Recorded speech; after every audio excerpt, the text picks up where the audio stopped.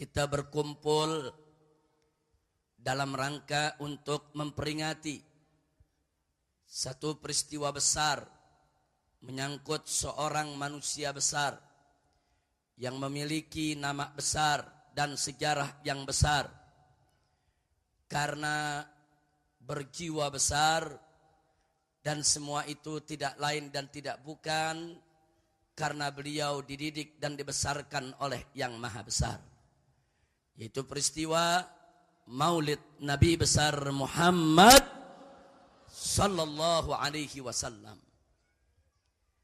Hibail kiram, kita sama berharap mudah-mudahan pertemuan kita pada kesempatan malam hari ini di Majelis Nurul Fajri yang dipimpin oleh guru kita yang mulia, guru kita yang kita cinta, yang menjadi panutan kita semua, yaitu As-Sayyidul Ustadzul Mubarak Al-Habib Abdurrahman bin Ahmad As-Saggaf hafidhahullahu ta'ala wa ra'ah, famatanallahu bituli hayatih wa nafa'ana bi'ulumih fid dini wad dunya wal akhirah, amin ya rabbal alamin. Dan kita doakan semoga Majelis Nurul Fajri yang beliau pimpin dijadikan oleh Allah sebagai majlisan thayyiban, majlisan salihan, majlisan mubarakan, amin ya rabbal alamin.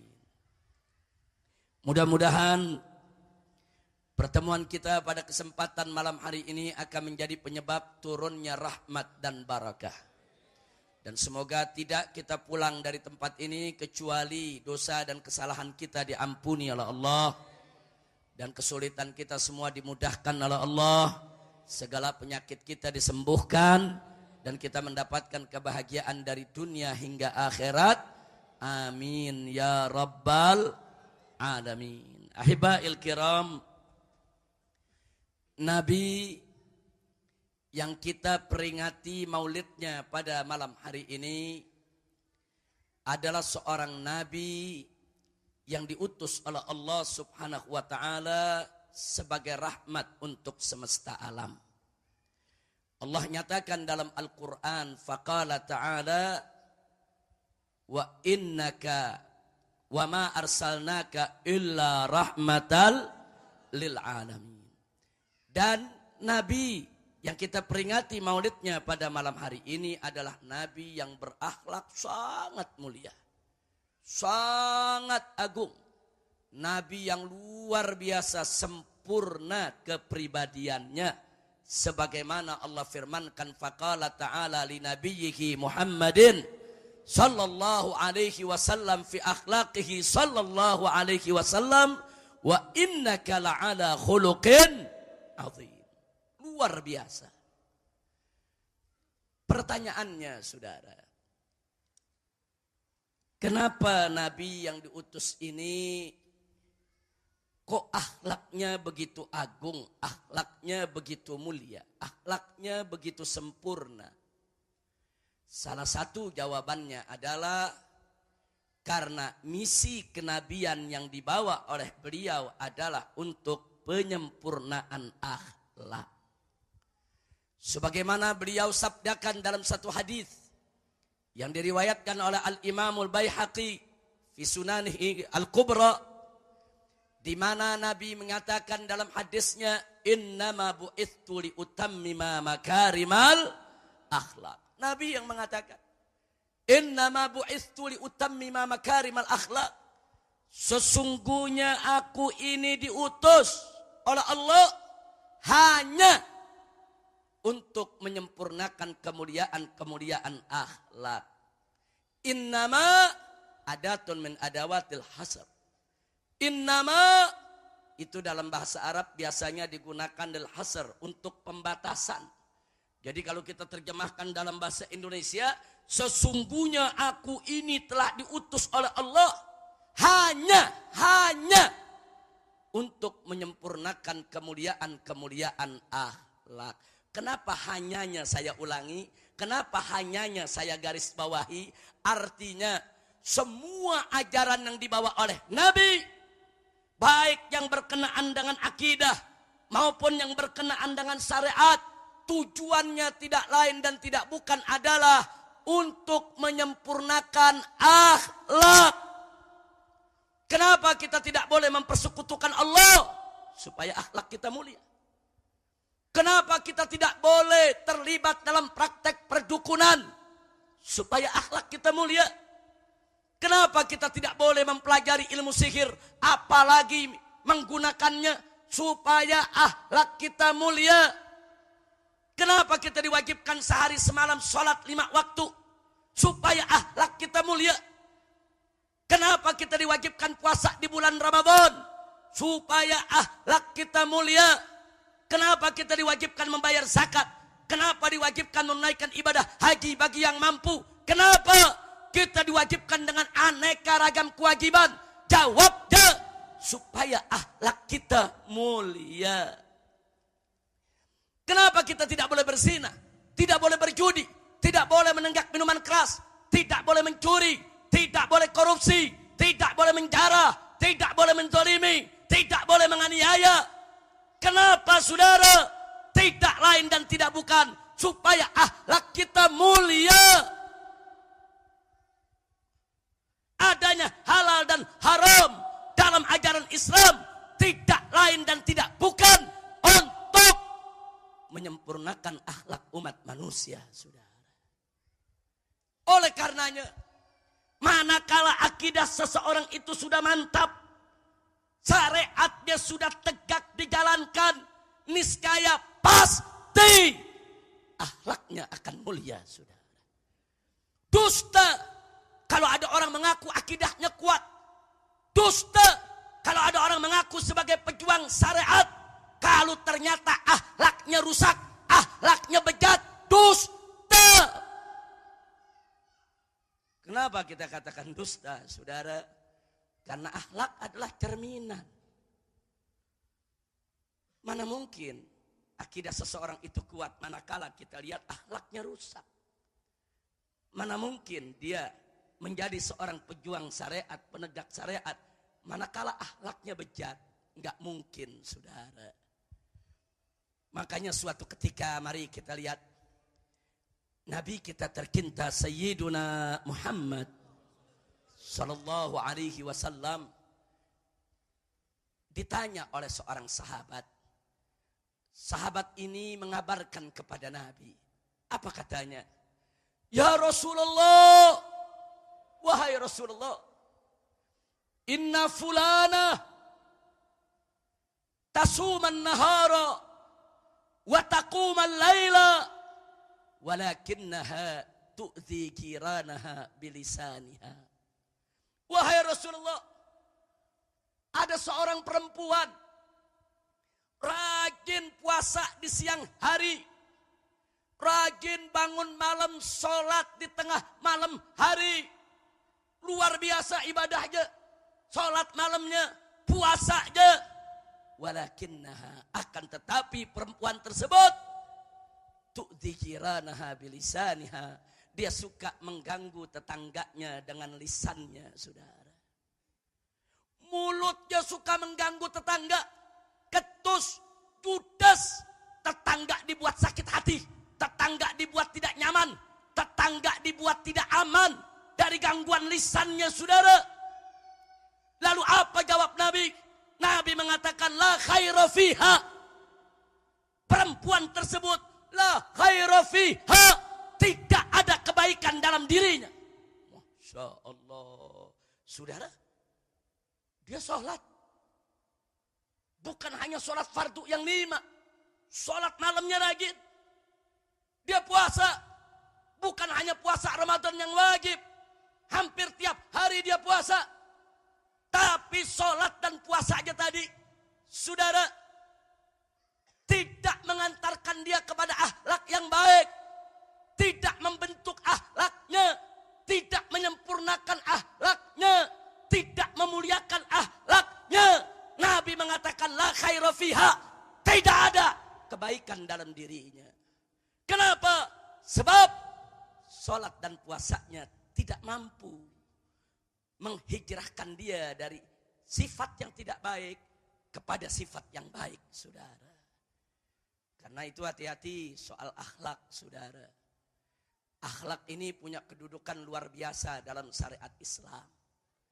Jadi kalau kita mau tahu, saudara, akidah kita kuat atau tidak, kalau kita mau tahu syariat kita udah benar jalannya atau belum, lihatlah kita punya akhlak. Jangan nilai akhlak orang, berkaca, kita nilai akhlak kita sendiri, saudara. Kalau kita tidak punya akhlak, maka berarti ada yang gak beres dengan akidah kita.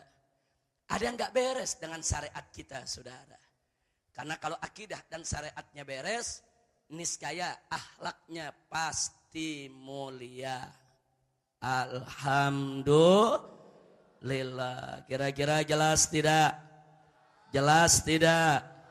Bagaimana enggak mulia? Kita lihat aja urusan sholat, saudara. Allah berfirman dalam surat Al-Ankabut, faqala ta'ala aqimis salat, inna salata tanha anil fahsya'i wal munkar. Allah yang menyatakan dalam Al-Quran, tegakkanlah sholat. Sesungguhnya sholat itu mencegah daripada perbuatan keji dan munkar. Firman Allah tidak mungkin meleset. Firman Allah tidak mungkin salah. Firman Allah pasti benar. Mustahil salah, saudara. Kalau Allah sudah menyatakan sholat itu mencegah dari perbuatan keji dan munkar, pasti benar, mutlak benar, mustahil salah, saudara. Terus muncul pertanyaan, lalu bagaimana kalau ada orang sholat tapi maksiatnya giat? Sholat 5 waktu, tapi maksiatnya getol. Kok sholatnya enggak mencegah dia dari perbuatan keji dan munkar?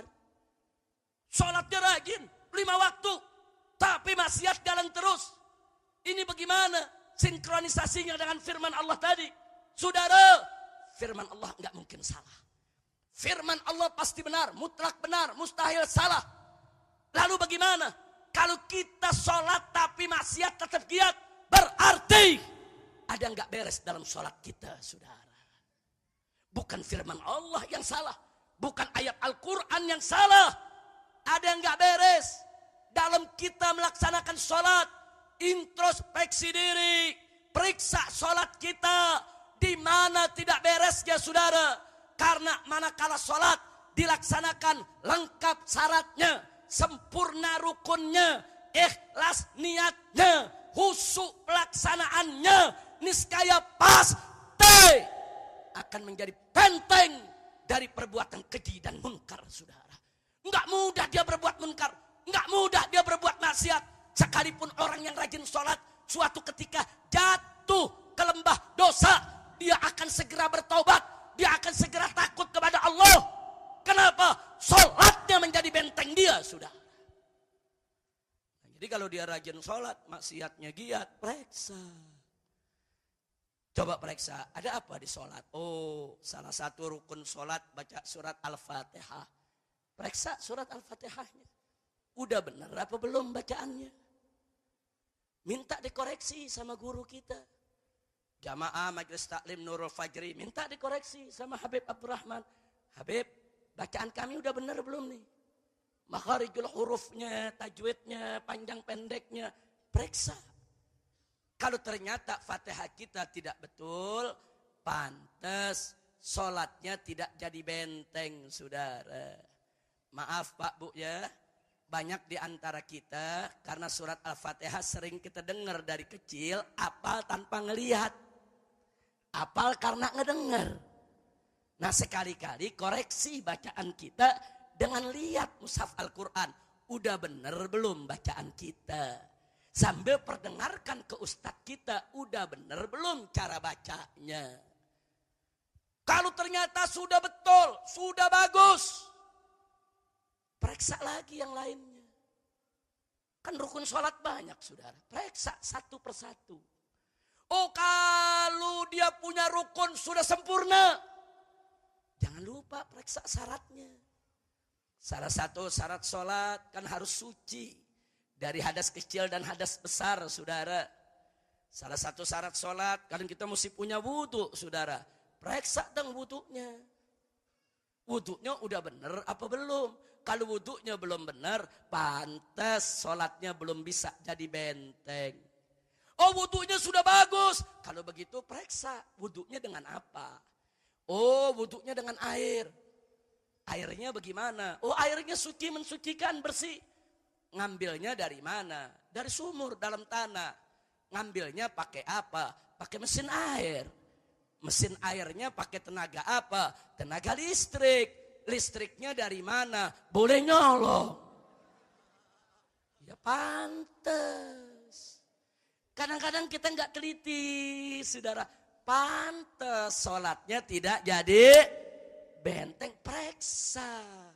Mau menghadap Allah, periksa baju yang kita pakai.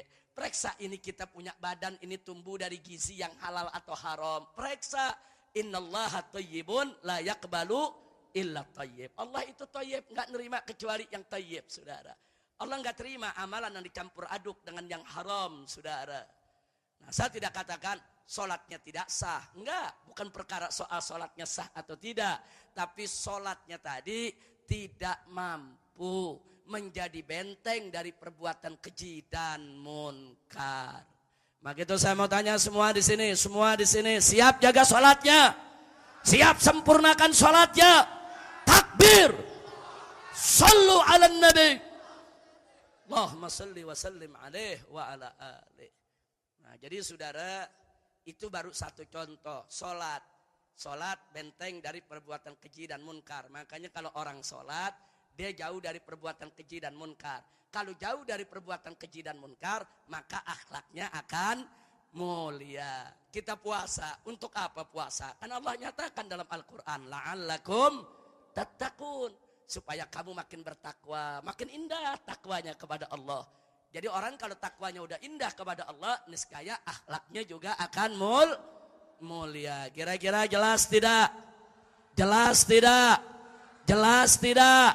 Siap jaga akhlak? Betul. Alhamdulillah. Saudara, saya ingin berikan catatan penting. Akhlak itu di atas hukum, saudara. Sekali lagi, akhlak itu di atas hukum. Tapi jangan salah paham. Bukan berarti hukum harus ditinggal untuk menyempurnakan akhlak. Pura-pura menyempurnakan akhlak, dia tidak menegakkan hukum. Mustahil. Yang dimaksud akhlak di atas hukum ialah karena akhlak itu adalah bentuk penegakan hukum dengan cara yang lebih sempurna. Manakala hukum ditegakkan dengan cara yang lebih sempurna, itu yang disebut akhlak, saudara. Supaya lebih jelas, saya kasih beberapa contoh, saudara. Mau contoh? Betul? Perhatikan baik-baik, saudara. Ada seorang bapak manggil anaknya, nak, ambilin bapak handuk ya. Tuh digantung. Si anak ambil tuh handuk. Begitu dapat, Pak yang ini, iya. Terus gimana nih Pak? Udah lempar cepet. Lempar tuh handuk. Tuh anak disuruh lempar, dia lempar ke muka babenya. Dia lempar, saudara. Saya mau tanya, jawab semua yang kompak. Siapa yang suruh lempar? Siapa yang suruh lempar? Siapa yang suruh lempar? Si anak ngelempar. Berarti si anak nurut gak? Jujur, si anak nurut gak? Patuh gak? Taat gak? Tapi bagus tapi jelek? Lah kok jelek sih? Kan taat. Kan nurut, saudara. Hati-hati tuh, saudara. Ada lagi anak yang satu, nak, lempar itu handuk. Ini anak gak mau ngelempar. Dia lari, dia datang ke bapaknya. Dia kasih dengan penuh penghormatan. Ini Pak handuknya. Sepintas lalu kelihatannya itu anak nurut perintah gak? Enggak. Disuruh lempar dia gak lempar. Nurut gak? Taat gak? Tapi jelek apa bagus? Lah kok nggak taat bagus? Bu, paham bu ya? Nah, ini kita urai saudara. Apa sih tujuan perintah? Nak lempar, itu ada perintah. Apa tujuan perintah? Tujuan perintah adalah bagaimana handuk tadi sampai di tangan bapaknya saudara. Bagaimana si bapak menerima handuk, itu tujuan perintah. Waktu dia lempar, tujuan tercapai. Waktu dia lari, dia berikan dengan hormat. Tujuan tercapai tidak? Tercapai juga, saudara. Manakala tujuan tercapai, berarti dia sudah taat perintah. Jangan dibilang dia tidak taat, saudara. Tapi, manakala dia sampaikan handuk tadi dengan santun penuh hormat kepada orang tuanya, itu namanya dia mentaati perintah, mewujudkan maksud daripada perintah dengan cara yang lebih sempurna, cara yang jauh lebih baik. Itulah yang disebut akhlak. Kira-kira jelas tidak? Jelas tidak? Jadi akhlak itu mulia tidak? Indah tidak? Bagus tidak? Takbir. Makanya akhlak di atas hukum. Orang kalau melaksanakan, menegakkan akhlak berarti hukum dijalani. Tadi hukumnya apa? Hukumnya menjalankan perintah, menyampaikan handuk kepada si bapak. Dia jalanin. Tapi dengan cara yang lebih baik, saudara. Itu namanya akhlak. Kira-kira jelas tidak? Perlu contoh lagi? Supaya lebih jelas? Betul? Baik, saya mau tanya nih anak-anak muda. Salah satu syarat sholat adalah menutup aurat. Betul? Betul? Jawab yang kompak. Betul? Baik, saya mau tanya. Aurat anak lelaki dari mana sampai ke mana? Aurat pria dewasa dari mana sampai ke mana? Dari pusar sampai ke lutut. Betul? Betul? Kalau dari pusar sampai ke lutut tertutup dalam sholat, berarti auratnya sudah tertutup. Betul? Berarti sholatnya sah tidak? Ada anak muda, saudara. Nah, ini anak muda begitu mau sholat, dia ambil sehelai kain, dia pakai, saudara. Dia tutup dari pusar sampai ke lutut. Dadanya kelihatan. Ketek terbuka. Waktu dia takbir, saudara, tuh bulu ketek kayak sarang gonggo. Saya mau tanya jujur saudara, auratnya udah ketutup belum? Secara hukum sah tidak sholatnya? Sah. Secara akhlak kurang ajar. Kecuali kalau dia terpaksa saudara. Kalau dia tidak punya pakaian lagi saudara. Tapi kalau dia punya pakaian yang bagus, pakaian yang lebih indah saudara. Dia sholat menghadap Allah dengan cara seperti itu. Kurang ajar. Dia menghadap pejabat, menghadap presiden, menghadap menteri, menghadap gubernur, menghadap orang-orang kaya di dunia ini saudara. Dia rapikan dia punya pakaian. Dia rapikan, dia pakai bajunya yang paling bagus, bajunya yang paling indah. Giliran menghadap Allah, kurang ajar. Seenaknya dia pakai pakaian seperti itu. Kurang ajar. Kira-kira jelas gak? Jelas gak? Tapi saya mau tanya, kalau dia sholat dia ambil bajunya yang paling bagus, yang paling bersih, saudara.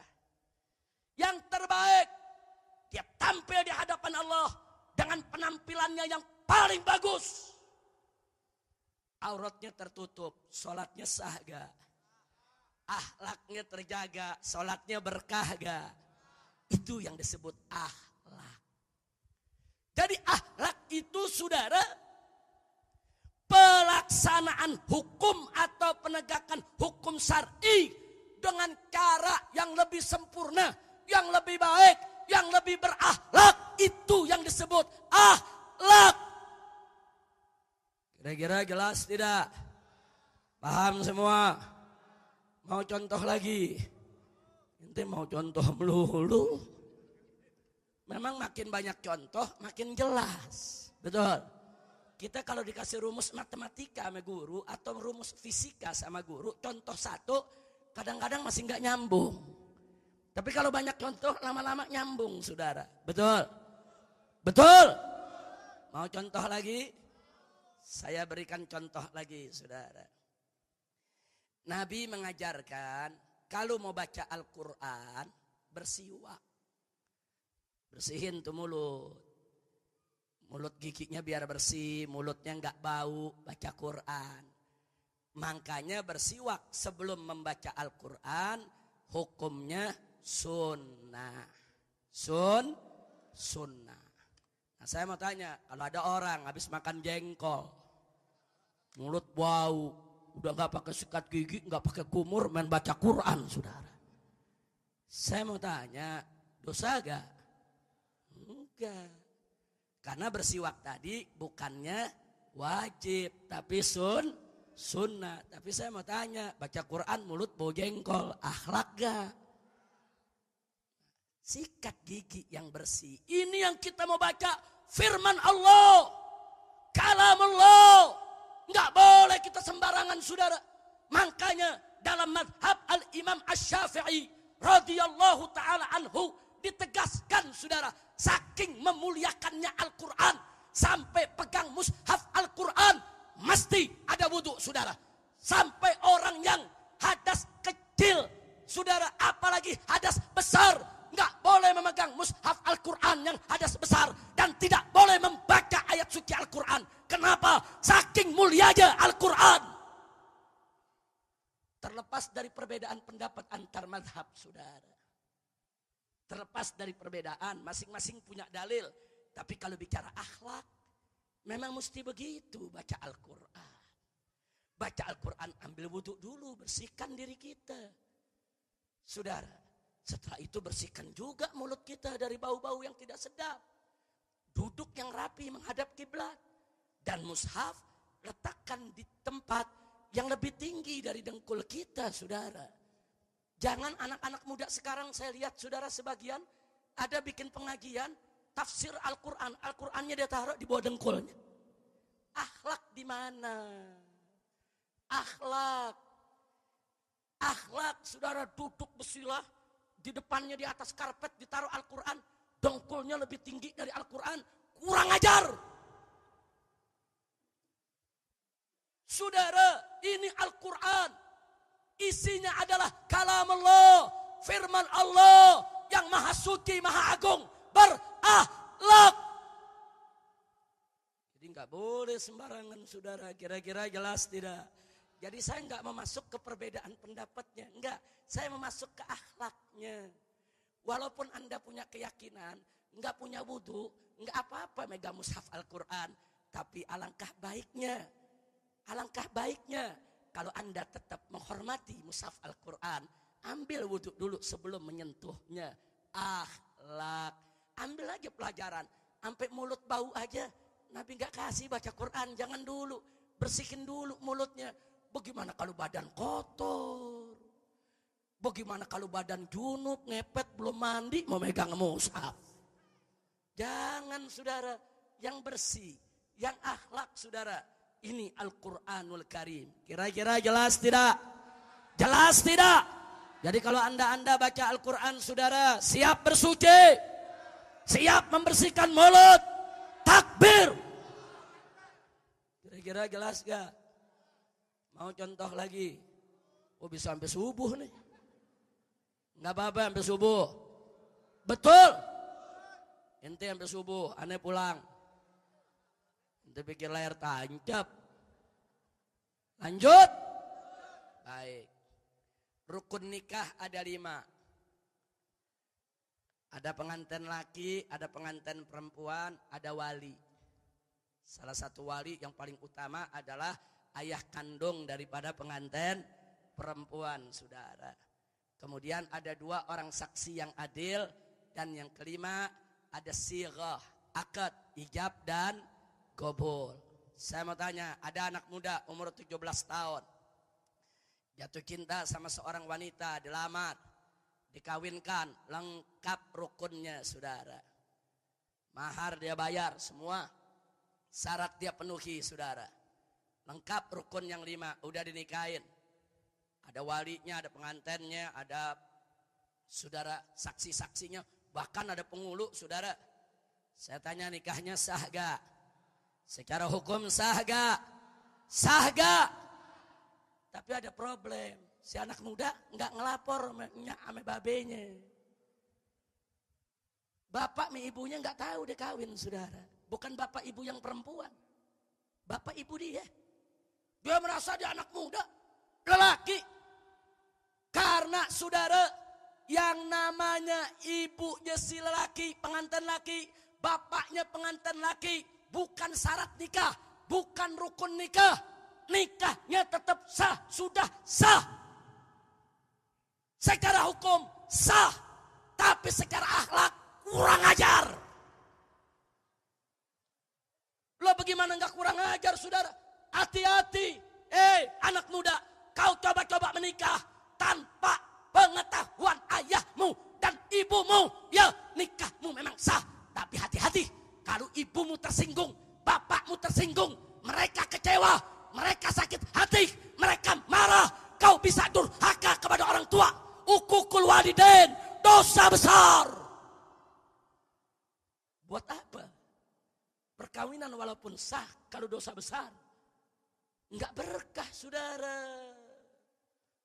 Oh, anak muda menjawab, Habib, ini urusan perkawinan adalah urusan pribadi saya. Siapa bilang urusan pribadimu? Perkawinan itu adalah urusan keluarga, bukan urusan pribadimu. Kenapa? Karena begitu kau menikah dengan seorang wanita, istrimu tersebut menjadi mantu ibumu, mantu bapakmu, ipar saudara-saudaramu. Bukan hanya menjadi istrimu saja, dia masuk menjadi anggota keluargamu. Dan bapak ibumu punya hak. Apakah perempuan tersebut pantas untuk menjadi mantunya? Bapak ibumu berhak untuk memutuskan apa perempuan itu pantas untuk menjadi anggota keluarganya. Dan ingat, ibumu yang mengandung, hamil 9 bulan dengan susah payah, melahirkan, mempertaruhkan nyawa. Di saat kau bayi, tengah malam ibumu bangun hanya untuk menyusuimu karena rengekanmu, atau membersihkanmu karena buang air kecil atau buang air besar.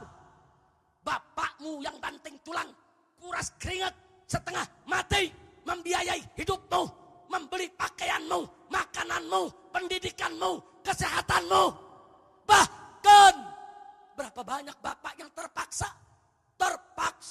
mencari nafkah yang haram hanya untuk membelamu. Tega aja. Begitu kau sudah dewasa, 17 tahun, 20 tahun, kau menikah tanpa bicara dengan ibu bapak, kurang ajar. Kira-kira jelas tidak? Jelas tidak? Bicara sama ibu bapak. Anakmu ingin menikah dengan perempuan itu. Kalau ibu bapakmu setuju, laksanakan. Nikah sah dan berkah. Sah dan berkah. Tapi kalau ibumu gak setuju, bapakmu gak setuju, jangan kau paksa. Dunia tidak sedaun kelor. Jangan kau paksa. Jangan kau korbankan cinta kasih ayah ibumu belasan tahun. Bahkan puluhan tahun. Kalau sampai kau 20 tahun lebih baru menikah. Jangan kau korbankan cinta mereka yang belasan tahun. Hanya cinta seorang gadis yang baru kau kenal 6 bulan atau 1 tahun. Ittaqullah. Bu. Kalau yang lelaki saja, saya ingatkan, tidak boleh seenaknya menikah tanpa izin ibu bapakmu. Bagaimana anak perempuan? Anak perempuan lebih tidak boleh lagi, saudara. Haram. Anak-anak perempuan kawin lari tanpa restu para walinya. Haram. Dan saya ingatkan kepada para pengulu di kantor-kantor urusan agama. Jangan seenaknya. Ada pasangan muda-mudi lari, kau kawinkan. Lari, kau kawinkan. Jangan. Kau mesti periksa dulu. Kau sebagai qadhi harus taftis dan tahqiq. Periksa dulu. Ini anak siapa? Kenapa mesti lari? Bawa dulu ke orang tuanya. Tanya dulu ibu bapaknya. Sadarkan itu muda-mudi supaya tidak durhaka kepada kedua orang tuanya. Teng-teng, bawa. Sadarkan dulu. Bukan dapat amplop segepok lu main kawinin aja anak orang. Kurang ajar. Itu kalau ada penghulu yang model begitu saudara, itu namanya menumbuh suburkan uququl walidain. Itu namanya menumbuh suburkan kedurhakaan kepada kedua orang tua, saudara. Makanya anak-anak muda sekarang enak, merasa gampang kawin lari, bisa kawin di penghulu, KUA mana saja, saudara. Nah, tinggal bayar, kasih amplop tebal, saudara, selesai. Tunggu dulu ya, dalam kondisi tertentu yang sangat darurat, memang sudah sepantasnya seorang penghulu itu untuk mengambil keputusan, saudara. Tapi kalau belum sampai ke tingkat darurat, saudara, kau masih bisa kasih nasihat, kau masih bisa bawa dia pulang dulu ke rumah orang tuamu, rundingkan dulu, musyawarahkan dulu, jangan jadikan anak tersebut sebagai anak durhaka. Kira-kira jelas tidak? Jelas tidak? Jadi kalau kita menikah dengan izin ibu bapak, malah mereka yang mintakan daripada calon kita, saudara, menikah lengkap syarat, kemudian sempurna rukunnya, dengan restu orang tua kita sendiri. Nikmat tidak? Berkah tidak? Sudah kawinnya sah ditambah berkah. Itu disebut akhlak. Kira-kira jelas gak? Jelas gak? Alhamdulillah. Nah karena itu saudara, jaga akhlak kita. Nah kalau akhlak kepada orang tua mesti dijaga, apalagi akhlak kepada Allah, apalagi akhlak kepada Rasul. Saudara, apa itu akhlak kepada Allah? Laksanakan segala perintahnya, tinggalkan segala larangannya, semata-mata hanya untuk mengharap ridhonya. Kalau suatu ketika, sengaja atau tidak sengaja, kita terjerumus dalam dosa, istighfar, mohon ampun kepada Allah, akui kalau itu dosa, tunjukkan penyesalan, minta ampun. Itu namanya akhlak. Jangan sudah berbuat dosa, saudara, dia merasa dirinya benar, nggak ada penyesalan, nggak ada taubat kepada Allah, bahkan dia bangga dengan maksiat, kurang ajar. Saya kasih contoh, saudara. Ini tayangan-tayangan TV makin hari makin biadab, makin tidak punya akhlak. Coba Anda lihat, saudara, berapa banyak artis di TV yang bangga kalau mereka kumpul kebo. Saya mau tanya, kumpul kebo itu halal atau haram? Halal atau haram? Itu dosanya kecil atau besar? Dia bangga. Dia kumpul kebo, dia bangga. Saya kumpul kebo sama bintang film yang goblok. Ada gak yang begitu? Ada gak yang begitu? Malah diunjukin anaknya. Ini dia nih, anak hasil kumpul kebo. Dia tunjuk anak hasil zinahnya. Perbuatan haram jadahnya, saudara. Tidak punya akhlak. Adimul akhlak. Di mana akhlak bangsa ini, saudara, dipertontonkan hal-hal yang tidak berakhlak. Insya Allah, dia bangga memaksiat. Bangga, saudara. Kumpul kebo bangga. Udah kumpul kebo kayak pahlawan. Inna lillahi wa inna ilaihi raji'un. Maka itu saya tanya, ngawur tidak? Saya mau tanya, orang-orang macam itu punya akhlak tidak? Punya akhlak tidak? Jadi udah berbuat dosa, bukan tobat, dia bangga. Dia tunjukin, kita ini bukan nabi, kita tidak maksum. Betul, kita juga punya dosa, saudara. Banyak dosa kita, tapi akui, kalau itu dosa akui di hadapan Allah. Ya Rabb, aku berdosa. Ya Allah, betapa banyaknya dosa yang aku lakukan. Akui. Astagfirullah, aku mohon ampun kepada Engkau ya Allah. Akui. Kalau kita masih mengakui itu dosa, itu namanya kita masih punya akhlak. Dan ingat, saudara, termasuk akhlak kepada Allah, kalau kita membaca kalimat-kalimat yang mengandung nama Allah, bacalah dengan penuh ta'zim, dengan penuh pengagungan, dengan penuh takdis, dengan penuh pensucian. Makanya kalau kita baca tasbih subhanallah baca dengan akhlak. Baca takbir Allahu Akbar, silakan dengan suara yang tegas, yang keras, tapi berakhlak. Jangan bacanya kayak ngegonggong anjing. Jangan bacanya kayak nguber maling. Gak boleh saudara. Jangan kita takbir mengundang orang tertawa. Gak boleh. Begitu juga dalam membaca amin. Hati-hati. Kita saat membaca amin. Apa artinya? Kabulkanlah ya Allah. Ini kadang-kadang anak muda nih. Ustadz lagi baca doa. Dia pengen buru-buru selesai. Kadang-kadang di belakang dia teriak amin, amin, amin. Ada gak yang begitu? Ada gak yang begitu? Kurang ajar. Itu namanya kurang. Enggak boleh saudara. Apa dia memeledek Allah? Memperolok-olok Allah? Hati-hati saudara. Enggak boleh. Dalam baca amin ada akhlak. Dalam baca takbir ada akhlak. Silakan baca takbir yang sekuat tenaga. Tapi berakhlak. Baca dari hati yang paling dalam. Baca dengan penuh pengagungan kepada Allah. Bukan baca untuk memperolok-olok saudara. Kira-kira jelas tidak? Jelas tidak? Takbir. Baca Allahu Akbar. Penuh semangat. Jangan Allahu Akbarnya kayak orang ngeledek. Kayak orang lagi neriakin maling. Bagaimana saudara? Jangan. Baca yang menggugah. Baca yang bisa menggetarkan hati saudara. Insya Allah. Begitu juga kepada Nabi Sayyiduna Muhammad Sallallahu alaihi wasallam. Saudara, pada Nabi juga mesti jaga akhlak. Bagaimana jaga akhlak kepada Nabi? Segala ajaran Nabi kerjakan. Larangannya tinggalkan. Kan Allah berfirman dalam Al-Quran. Faqala ta'ala fi kitabikil aziz. Wa ma atakumur rasulu fakhudhuhu wa ma nahakum anhu fantahu. Sadaqallahul azim. Allah yang nyatakan dalam Al-Quran. Apa saja yang Rasulullah Sallallahu alaihi wasallam berikan kepada kamu, ambil, amalkan, kerjakan, laksanakan.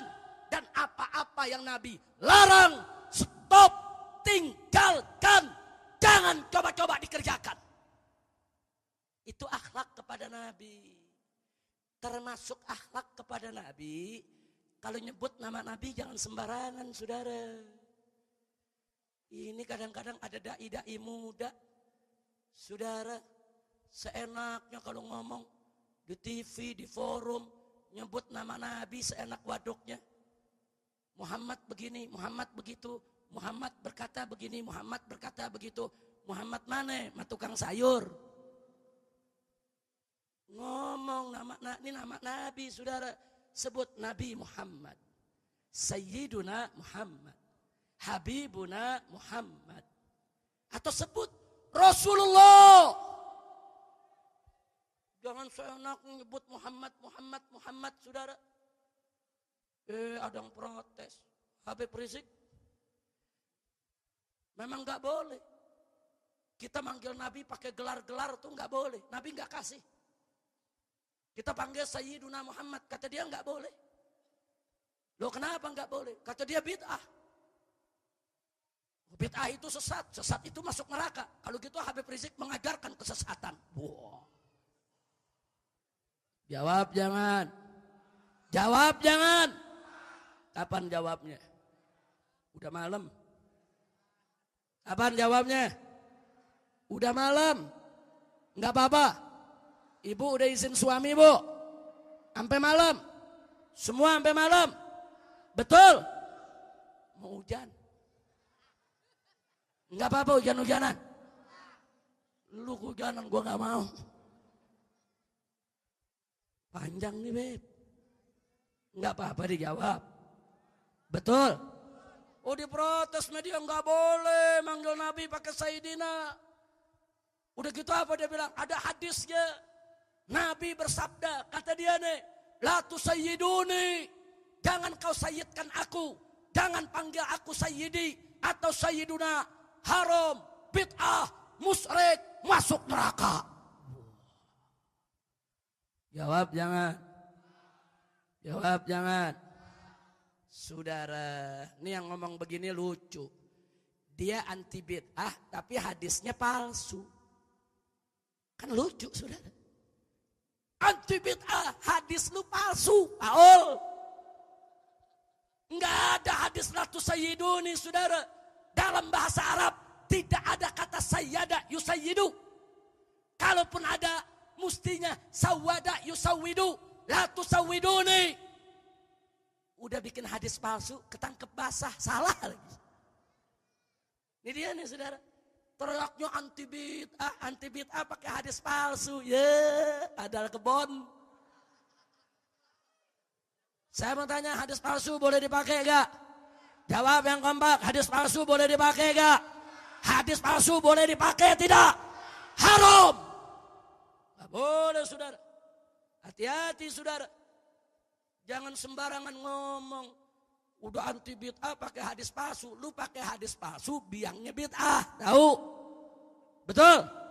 Betul? Ngotot. Enggak, apa sih bid'ah? Kata dia bid'ah itu yang di zaman Nabi enggak pernah ada. Ya saya jawab, muke lu zaman Nabi enggak ada. Berarti lu muke bid'ah dong. Masya Allah. Lanjut jawabnya. Betul? Siap dengerin jawabannya? Takbir. Jawaban yang pertama, saudara. Dulu di zaman Nabi alaihi salatu wassalam, pada awal Islam, para sahabat memanggil dan menyebut nama Nabi hanya dengan Muhammad. Mereka kalau ketemu Nabi, ya Muhammad. Mereka kalau bercerita, tadi aku ketemu dengan Muhammad di awal Islam. Ketika itu dibiarkan oleh Allah subhanahu wa ta'ala. Ketika itu tidak ditegur oleh Allah. Kenapa? Awal Islam. Saat pemantapan akidah, saudara. Mereka baru tahu Islam. Begitu iman mereka sudah kuat, akidah mereka sudah mantap, mereka sudah paham tentang kedudukan kita punya Nabi, baru ditegur oleh Allah, saudara. Silakan buka surat An-Nur ayat 63. Allah turunkan firman-Nya untuk Nabi dan para sahabat. Juga untuk segenap umat Islam, di mana Allah firmankan, faqala azza wa jal, la taj'alu du'a ar-rasuli bainakum ka du'ai ba'dikum ba'dha. Shadaqallahul azim. Luar biasa.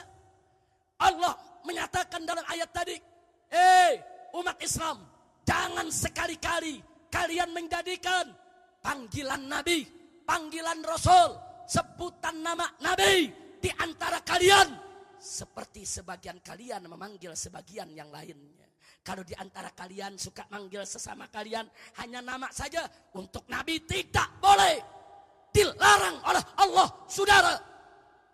Sejak ayat itu turun, para sahabat nggak berani manggil Nabi nama lagi, saudara. Sejak itu kalau mereka ketemu Nabi, mereka panggil ya Rasulullah, ya Nabi Allah. Enggak berani, saudara. Dan kalau mereka bercerita tentang Nabi, mereka akan mengatakan, tadi aku ketemu Rasulullah, tadi aku ketemu Nabi Allah. Enggak berani mengatakan, aku ketemu Muhammad. Tidak. Allah ajarkan akhlak kepada para sahabat. Bagaimana cara manggil Nabi, saudara? Itu namanya akhlak. Kira-kira jelas tidak? Jelas tidak? Nah, berarti saudara, ayat ini melarang kita manggil Nabi dengan nama. Berarti manggil Nabi harus penuh hormat. Saya mau tanya, kalau manggil Nabi Habibuna, hormat tidak? Sayyiduna, hormat tidak? Imamuna, hormat tidak? Ya, semua panggilan yang penuh penghormatan buat Nabi untuk memuliakannya, sepakat ulama ahlus sunnah wal jamaah, boleh kita gunakan, saudara. Kadang-kadang kita dengar bagaimana para ulama membaca Allahumma salli wa sallim ala sayyidina wa habibina wa syafi'ina wa maulana nabiyyina Muhammadin sallallahu alaihi wasallam. Kira-kira jelas tidak? Jelas tidak? Baik. Dalil yang kedua, saudara. Buka Sahihul Bukhari dan Sahih Muslim radhiyallahu taala anhuma wa anna jami'an. Di dalam Sahihul Bukhari dan Sahih Muslim, hadis sahih Bukan hadis palsu, saudara. Hadis sahih. Nabi dengan tegas mengatakan, ana sayyidul qaum, ana sayyidun nas, ana sayyidu waladi Adam. Insyaallah. Nabi yang sebut, saya sayyidnya daripada kaumku. Saya sayyidnya umat manusia. Saya sayyidnya anak cucu Adam. Saya tuannya, saya pemimpinnya, saya sayyidnya. Nabi sebut dirinya sendiri dengan sayyid, saudara. Lah kok tahu-tahu ada makhluk baru nih datang ngomong buat Nabi nggak boleh pakai sayyidina. Kutu onta. Ini Nabi nyebut dirinya dengan sayyid, saudara. Nggak ada itu la tusayyiduni, nggak ada haditsun maudhu. Kadzab, saudara, nggak ada tuh Nabi bilang jangan kamu sebut aku sayyid, nggak ada. Nabi nyebut dirinya sayyid. Buka Sahih Bukhari, buka Sahih Muslim, saudara. Kira-kira jelas tidak? Yang ketiga, saudara, bahkan Nabi menyebut putrinya dengan sebutan sayyidah, saudara. Nabi mengatakan kepada Siti Fatimah Zahra radhiyallahu taala anha, "Ya Fatimah, atardina antakuni, apakah kau tidak suka engkau ini menjadi apa? Sayyidatun nisa'i ahlil jannah atau sayyidatun nisa'il alamin. Engkau ini sayyidah, perempuannya ahli surga dan perempuannya semesta alam. Engkau sayyidah mereka, tuannya itu puannya mereka, pimpinannya mereka. Saudara, putri Nabi panggil sayyidah. Kalau lelaki sayyid, kalau perempuan sayyidah. Saya mau tanya, kalau putrinya boleh pakai gelar sayyidah, kenapa abahnya nggak boleh pakai sayyid? Di mana otak mereka yang mengatakan bid'ah? Saya pikir mereka ada gangguan jiwa, saudara. Udah pakai hadis palsu, ngerasa benar, kita dibid'ah-bid'ahin, dikafir-kafirin. Kan gila tuh. Gila tuh. Majnun. Kira-kira jelas gak? Ya bukan, hadis kita sahih, hadis dia palsu. Yang palsu mau nyalain yang sahih, kan gelo. Lu tau gelo gak? Edan. Sableng. Mau lagi dalilnya? Udah 3 tuh. Yang keempat, saudara. Cucu Nabi Sayyidina Hasan wal Husain radhiyallahu taala anhuma. Depan sahabat Nabi katakan, Al Hasan wal Husain sayyidah syababi ahlil jannah. Hasan dan Husain adalah 2 sayyid, pemimpin pemuda surga. Nabi yang sebut cucunya sayyid. Malah pernah beliau gendong putranya Al Hasan masih bayi, beliau katakan, inna ibni hadza sayyidun. Cucuku ini seorang sayyid. Cucunya boleh disebut sayyid, kakeknya boleh gak? Apalagi min babil aula, kira-kira jelas gak? Yang kelima, Sayyiduna Abu Bakar Siddiq wa Sayyidina Umar ibn Khattab radhiyallahu taala anhuma. Apa kata Nabi? Silakan buka Musnad Imam Ahmad, silakan buka Sunan Ibn Majah, silakan buka kitab-kitab ahli sunnah wal jamaah. Nabi yang mengatakan, Abu Bakar wa Umar sayyidah kuhuli ahli jannah, sayyidnya para orang tua di sorga. Masya Allah. Hasan Husain pemimpin pemudanya, Abu Bakar Umar pemimpin orang tuanya, saudara. Nabi sebut sayyid Abu Bakar dan Umar. Berarti saya mau tanya, kalau cucunya boleh disebut sayyid, sahabatnya boleh disebut sayyid, anaknya boleh disebut sayyid, kalau gitu Nabi boleh tidak? Boleh tidak? Yang keenam, saudara, begitu Nabi sedang duduk di majelis, ada seorang pimpinan Ansor namanya Sa'ad ibn Ubadah radhiyallahu taala anhu. Dia berdiri, dia ingin mengatakan sesuatu kepada Nabi. Kemudian apa, saudara? Nabi katakan kepada yang hadir, kata Nabi, isma'u ila ma yaqulu sayyidukum. Hadirin, dengarkan baik-baik apa yang dikatakan oleh Sayyid kalian. Sa'ad ibn Ubadah dipanggil Sayyid sama Nabi, saudara. Yang ketujuh, Nabi sedang kumpul dengan para sahabat Ansor. Datang Sa'ad ibn Mu'az radhiyallahu ta'ala anhu. Apa kata Nabi? Qumu ila sayyidikum. Hei Ansor, bangun, berdiri kalian. Sambut kalian punya Sayyid. Nabi sebut sahabat-sahabatnya dengan Sayyid. Nabi akhlaknya mulia. Padahal Nabi paling mulia, saudara.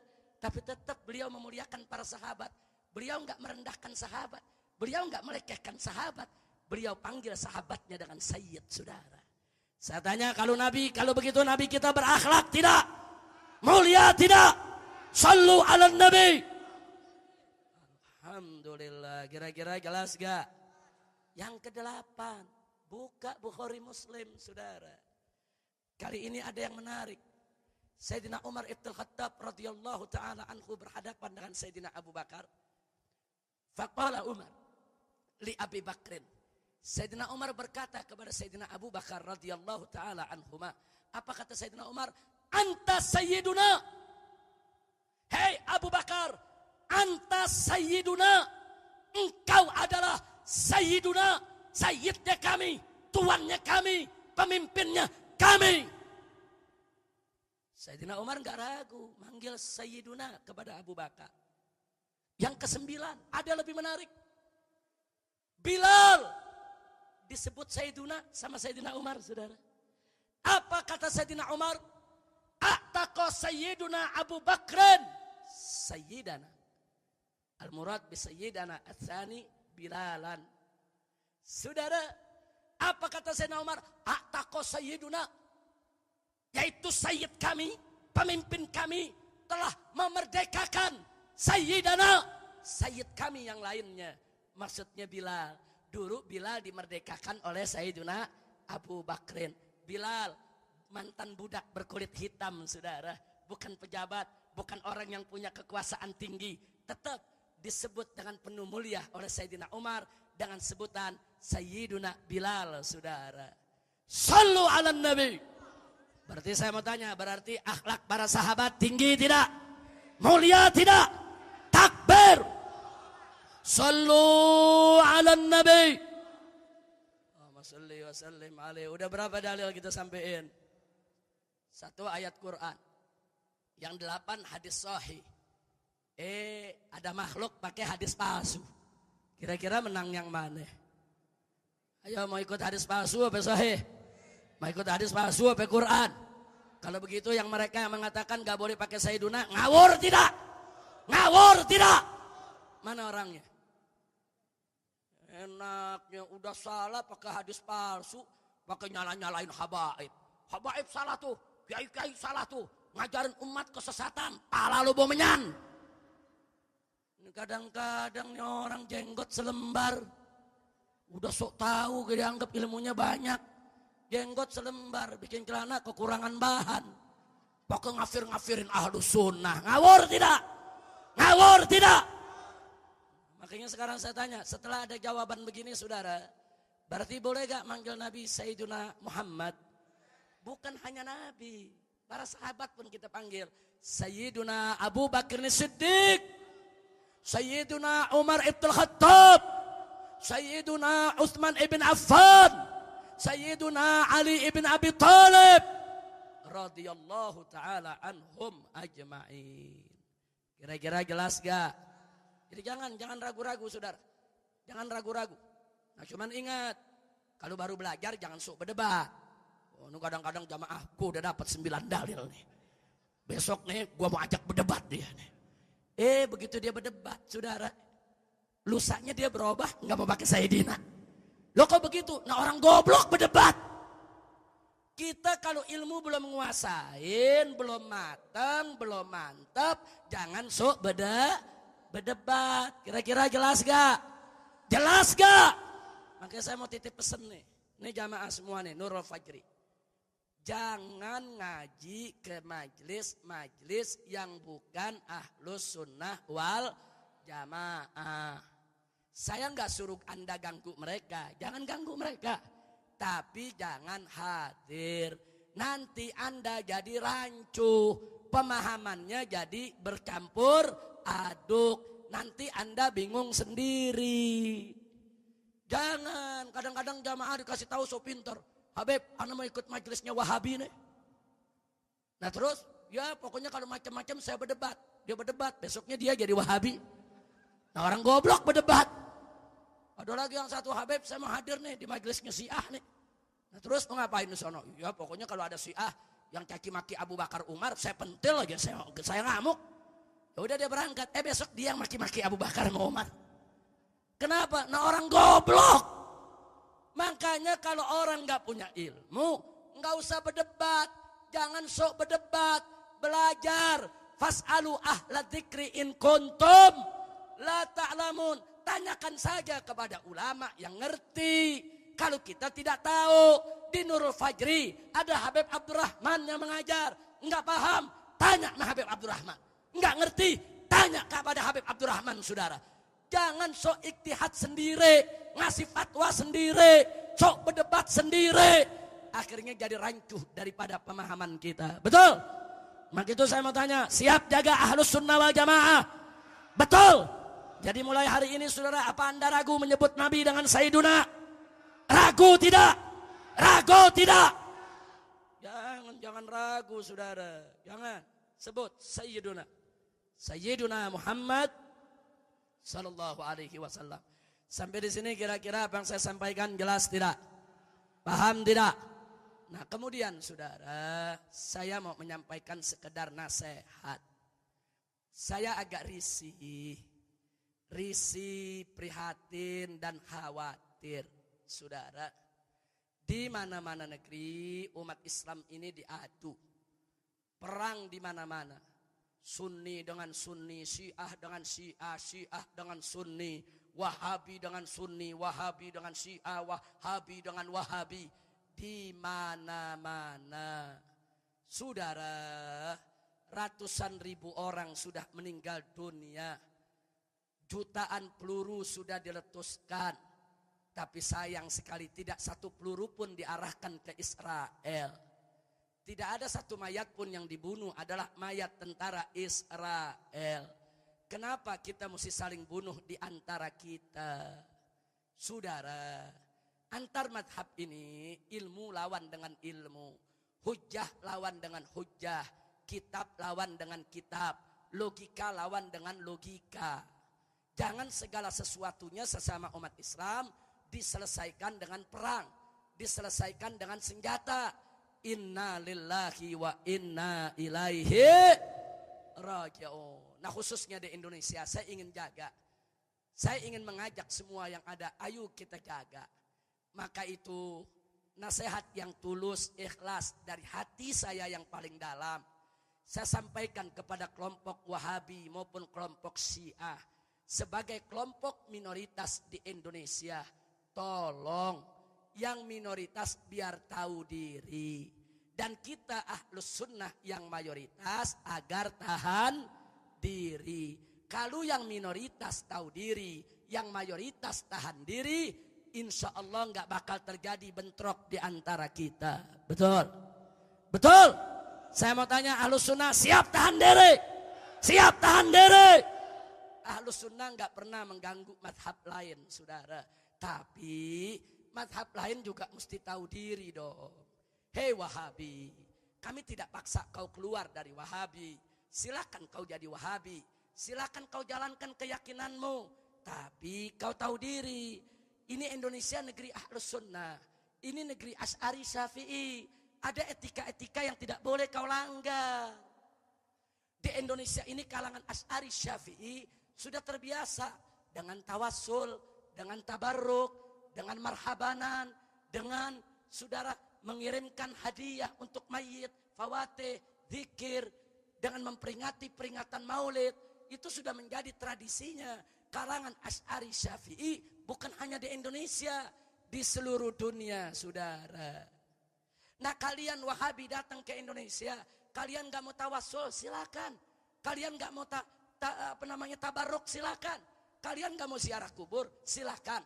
Kalian gak mau memperingati maulid Nabi, silakan. kalian anggap semua itu bid'ah, silakan. Tapi jaga mulut kalian. Jangan teriak-teriak di atas mimbar. Jangan seenaknya bikin tulisan, disebarkan di mana-mana. Yang melakukan tawassul bid'ah, yang tabaruk bid'ah, yang ziarah kubur musyrik, yang memperingati maulid lebih berbahaya daripada Yahudi dan Nasrani. Mereka semua sesat. Lebih bahaya daripada orang kafir. Dagingnya, darahnya lebih halal ditumpahkan daripada orang Yahudi maupun Nasrani. Kurang ajar, biadab. Otakmu pakai. Ini negeri Ahlus Sunnah. Ya Allah, sekarang lebih kurang ajar lagi nih saudara. Kita dari kecil di kalangan Asy'ariyah, Syafi'iyah diajarkan oleh orang-orang tua kita, nak, ibu bapak Nabi itu ahlul fatrah. La yuhasab wa la yu'adzab. Tidak dihisab, tidak disiksa. Nanti masuk surga bersama Nabi. Dari kecil kita diajarin nih kiai kita, sama guru kita, sama muallim kita. Karena itu adalah akidah Asy'ariyah, saudara. Sebagaimana disebutkan oleh Al-Imam Suyuti di dalam kitab Masalikul Hunafa. Silakan baca saudara, lengkap dalilnya. Datang nih makhluk baru yang namanya Wahabi. Saudara, teriak di atas mimbar, teriak di televisi dan radio mereka. Saudara-saudara, ibu bapak Nabi kafir, musyrik, masuk neraka, kurang ajar. Akhlakmu di mana? Oh, mereka bilang kami punya dalil. Dalil kami lebih kuat daripada kau punya dalil. Andai kata pun kau ngotot dengan kau punya dalil, kau mesti berakhlak, menghargai mayoritas yang ada di sini. Dia nggak hargain kita, saudara. Dia teriak seenak-enaknya. Lebih kurang ajarnya lagi. Mereka ngarang buku, saudara. Dijual di toko-toko. Dibeli sama ibu-ibu dan bapak-bapak kita. Apa mereka bilang dalam buku mereka, saudara?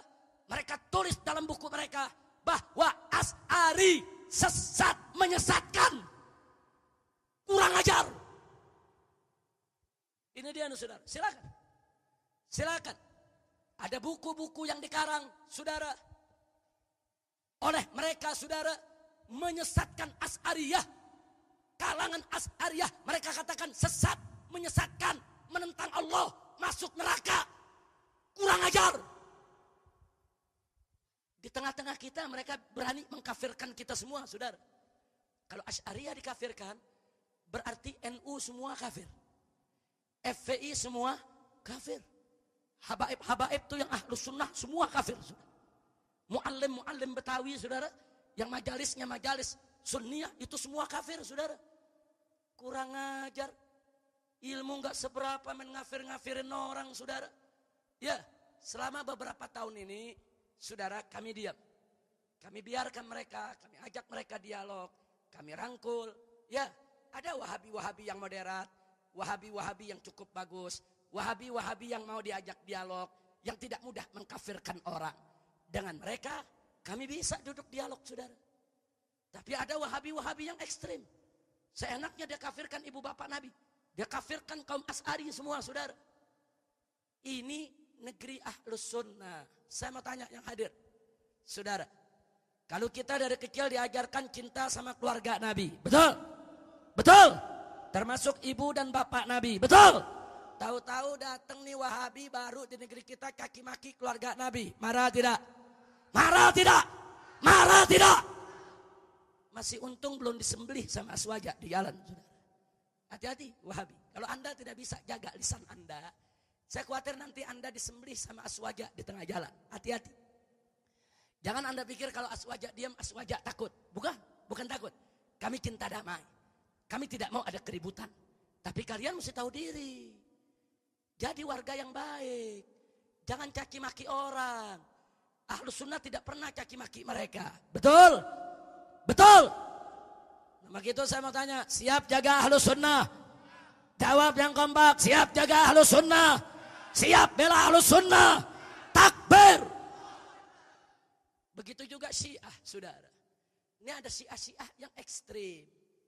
Jadi Wahabi ada ekstrim, suka ngafir-ngafirin keluarga Nabi. Syiah juga ada yang ekstrim, suka ngafir-ngafirin sahabat Nabi, saudara.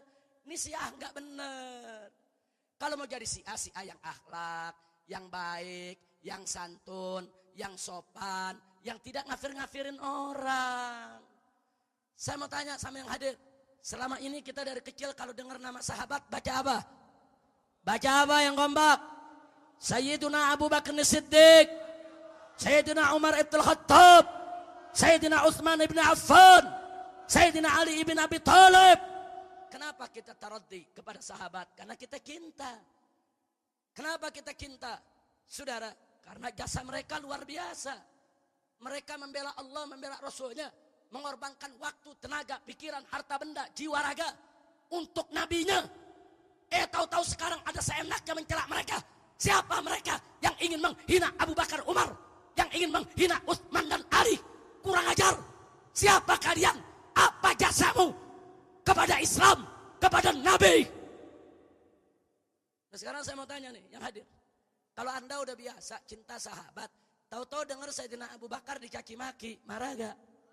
Sayyidina Umar dicaci maki, marah gak? Kalau dia diamin lama-lama kita ngamuk tidak? Maka itu saya informasikan, hati-hati. Di Nusa Tenggara Barat, pesantren Wahabi dibakar oleh masyarakat, saudara. Gara-gara apa? Gara-gara dari pondok situ sering mengkafir-kafirkan, menyesatkan amaliyah daripada masyarakat setempat. Yang notabene Asy'ariyah, Syafi'iyah dibakar. Di Madura, di wilayah Sampang, saudara, pondok pesantren yang dianggap Syiah oleh masyarakat dibakar, saudara. Kenapa? Karena masyarakat mendengar di pondok tersebut ada ustadz-ustadz diundang suka menghina sahabat Nabi, menghina istri Nabi, menghina Sayyidah Aisyah, saudara, radhiyallahu taala anha. Ngamuk, masyarakat dibakar. Sampai sekarang pengungsinya belum bisa balik ke Madura, saudara. Maka itu saya sampaikan dengan tulus dan ikhlas. Kita cinta damai. Wahabi, Syiah, jadilah warga yang baik. Kalian tidak dilarang ada di Indonesia, silakan. Tapi jangan kalian sebarkan paham-paham kalian yang bertentangan dengan Ahlus Sunnah wal Jamaah. Nanti menjadi fitnah, jadi menjadi sumber konflik. Hati-hati. Kalau Anda terus-menerus Wahabi menghina Ahlus Sunnah, Syiah menghina Ahlus Sunnah, jangan salahkan Ahlus Sunnah kalau besok Anda diperangi secara fisik oleh mereka. Betul?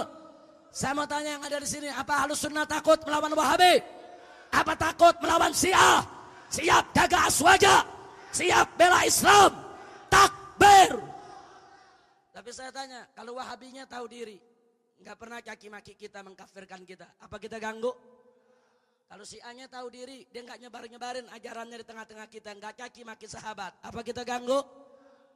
Ahlus Sunnah nggak suka mengganggu orang, saudara. Nah, saya minta semua kerjasama. Yuk mari, khususnya kepada Wahabi dan Syiah. Dan sebagai informasi, saudara, bahwa sejak beberapa tahun yang lalu, kami dari Front Pembela Islam sudah mengusulkan kepada pemerintah untuk dibuat undang-undang anti misionaris madhab.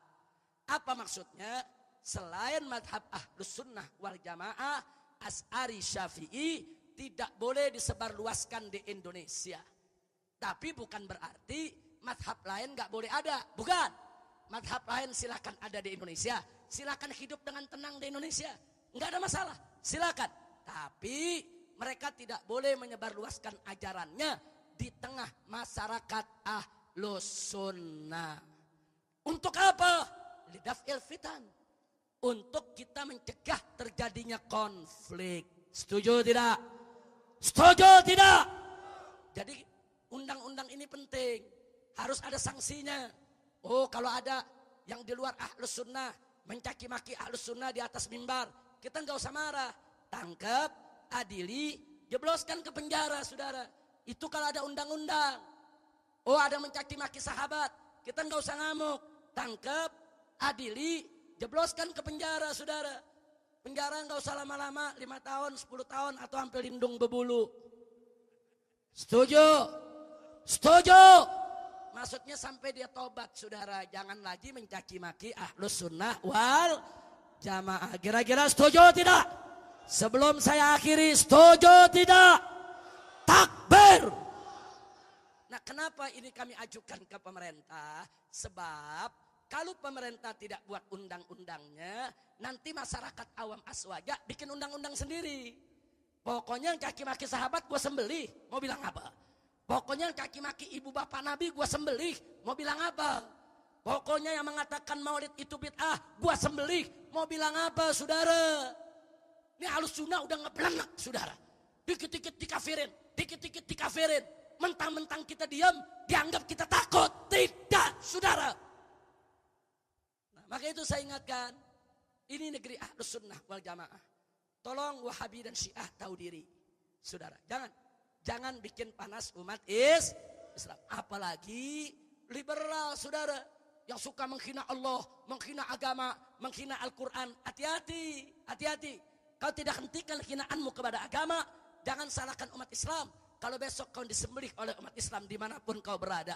Umat Islam gak takut untuk bela Allah. Betul? Siap bela Allah. Siap bela Rasul. Siap bela Islam. Siap mati sakit di jalan Allah. Takbir. Takbir. Takbir. Allahu Akbar. Sallu ala Nabi. Allahumma salli wa sallim wa barik alaih. Kira-kira jelas gak? Ini gara-gara saya ngomong begini nih, saya lagi diserang habis-habisan. Yang Wahabi maki-maki saya. Yang Syiah juga maki-maki saya. Tapi lucunya yang Wahabi nuduh Habib Rizik itu Syiah. Yang Syiah juga nuduh, awas Habib Rizik itu Wahabi. Untung belum ada yang bilang saya komunis. Masya Allah. Enggak, kita enggak peduli saudara. Kita jaga akidah Ahlus Sunnah wal Jamaah. Ahlus Sunnah muhayyid. Yang paling netral. Dan Ahlus Sunnah ini saudara tidak. Yaitu yang bersikap adil, tawassut, pertengahan, tawazun. Yaitu ada keseimbangan. Ahlus Sunnah min ghairi tafrid wala ifrat. Ahlus Sunnah tidak berlebihan saudara. Dan tidak mengabaikan agama. Alhamdulillah. Nah karena itu tolong Anda sampaikan. Kalau Anda kenal dengan saudara-saudara kita dari kalangan Wahabi atau Syiah. Ajak mereka bicara. Dudukkan mereka. Minta kepada mereka. Yang minoritas harus tahu diri. Dan yang mayoritas harus tahan diri. Supaya negeri kita tidak terjadi konflik. Kalau terjadi konflik saudara. Ini Indonesia terdiri dari aneka ragam pulau. Bisa pecah kita punya negeri saudara. Apa Anda mau negeri kita pecah seperti Irak? Mau perang seperti Syria? Mau perang seperti di negara Arab? Enggak boleh saudara. Ini Indonesia. Bilad ahli sunnati wal jamaah. Ini bilad harus menjadi yaitu baldatun thayyibatun